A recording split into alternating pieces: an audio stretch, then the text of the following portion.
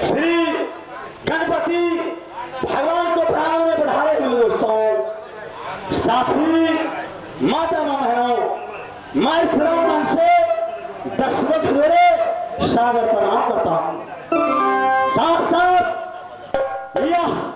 श्रीपुर बस्ती, इस पावन भूमि को मैं कहां तक न बड़ाई करूं। जैसे रामायण में गोस्वामी तुलसीदास जी फरमाती है कि कहाँ लगी करूं हम राम बड़ाई और राम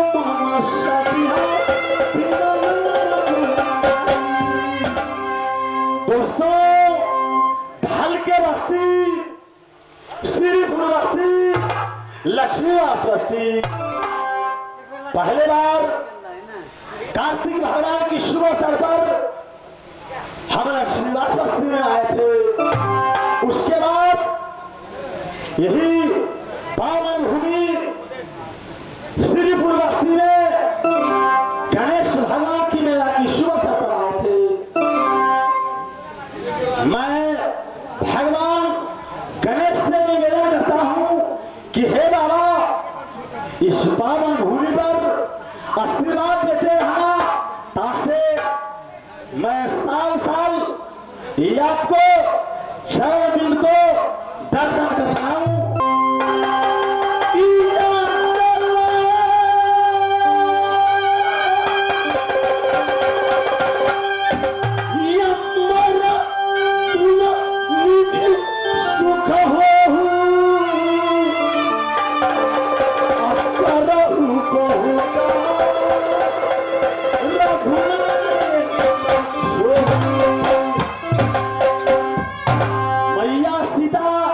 लंका में आशीर्वाद दी दोस्त ने जंगी महाराज देखो भैया, तो हर वक्त देवा से सवाल करते रहते हो, देवा को कहते रहते हो कि देवा तुम अपनी चंद्री उचारेगा, कोई खीरा को आक्रम तेरे चंद्री में है। जी हाँ, या नहीं?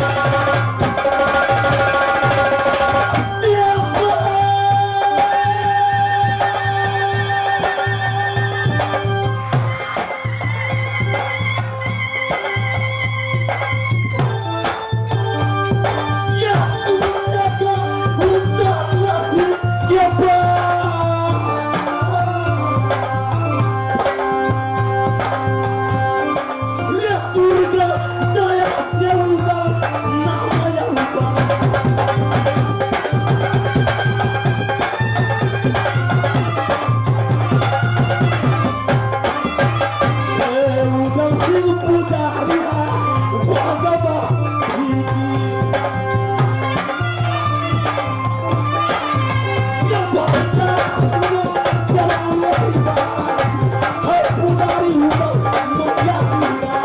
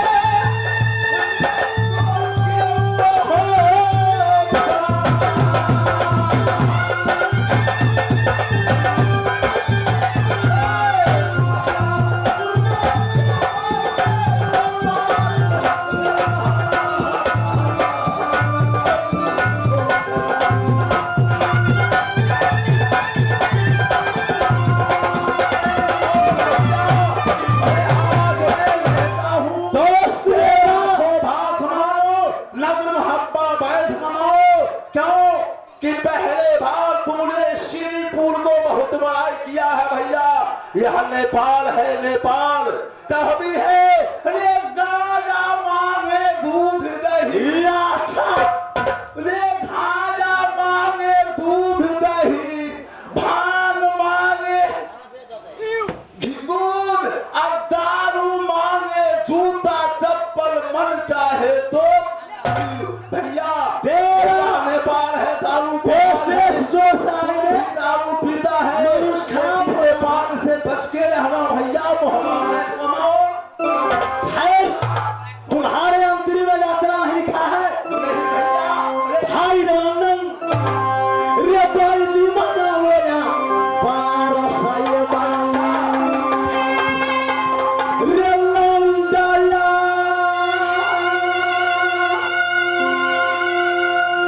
नंगवते भैया का रायप्पा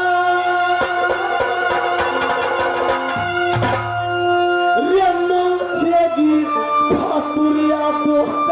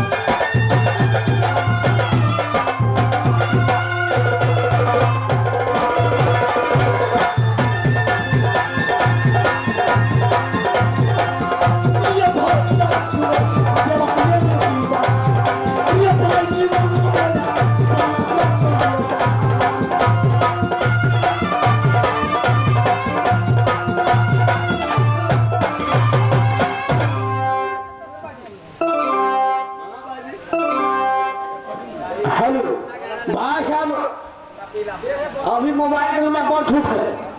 हमें महेंद्र नगर में तकीका घर के बोल तेने में अपना बेटा के फोन कर छिया देखिए हमर बेटा मोरे मैं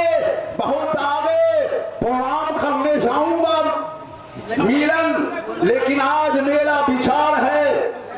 कि मुंह से जो गाती है बाजी वह बाजी आएगी मोहब्बा बंगला पर, अगर नहीं गाती है तो वह बाजी नहीं आएगी। पैसा चाहे जितना महाराज भर दिन तक खाली रहले रिकॉर्डिंग होय ओकरा पास अलार्म सोने मिले महाराज वैसे बने हम अपना बेटा वाला के मुंह बना दे छी जल्दी करो पूछ लो भाई तो गाड़ी चल ना हैं बोला अभी मोबाइल में ढूंढे फोन में तो ढूंढा चल जा चले जाओ।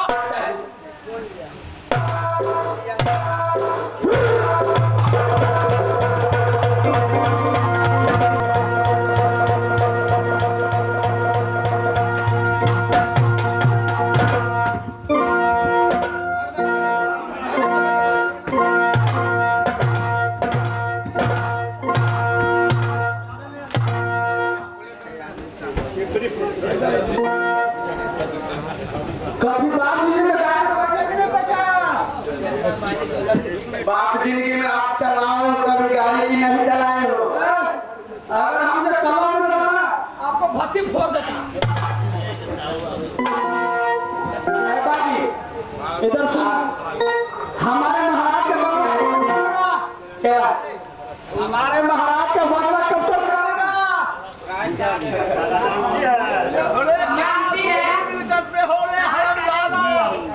सब जुआन हो गए रिकॉर्डिंग में लगा दी हो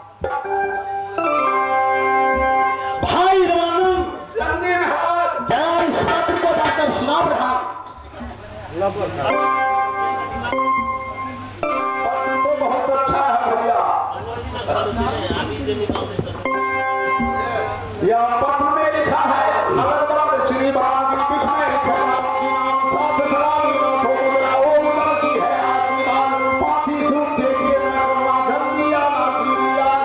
देखो भाई अरे यहाँ दिल्ली से पृथ्वी महाराज पाती को लिखे हैं और कह रहे हैं जो पाती सुनते देर न कीजिएगा जल्दी आइएगा दिल्ली राज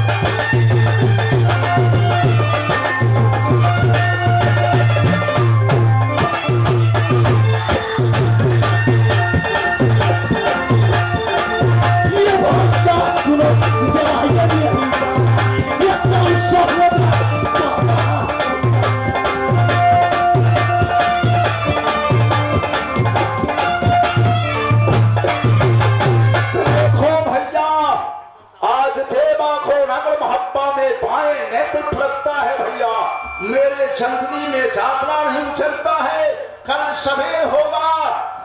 प्रेम से दिल्ली को जातरा करेंगे लाख मनाया उड़ल एक नहीं भैया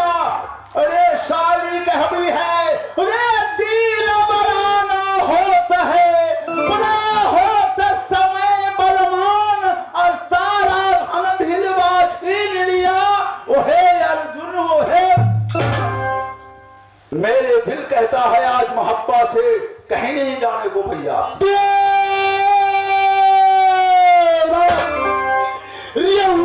शिव पुजारी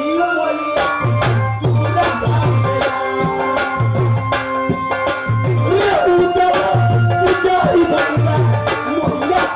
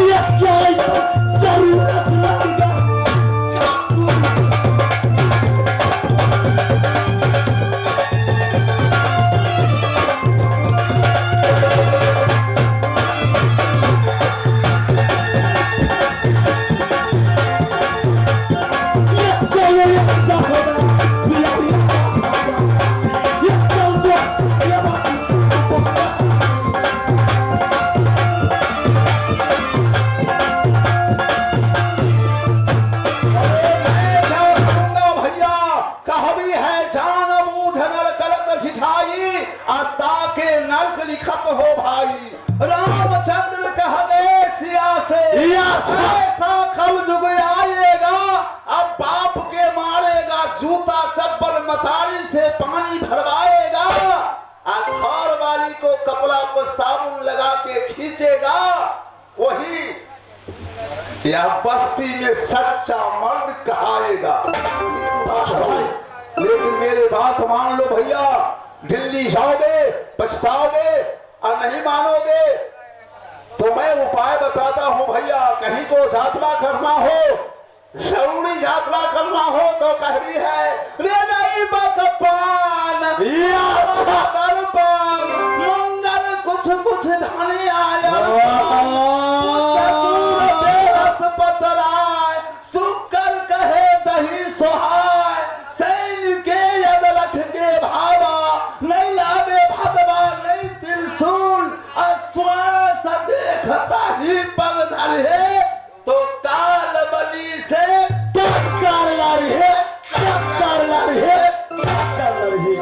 चलो ये सहोदरा पियरिया ये बात वो रास्ता थामो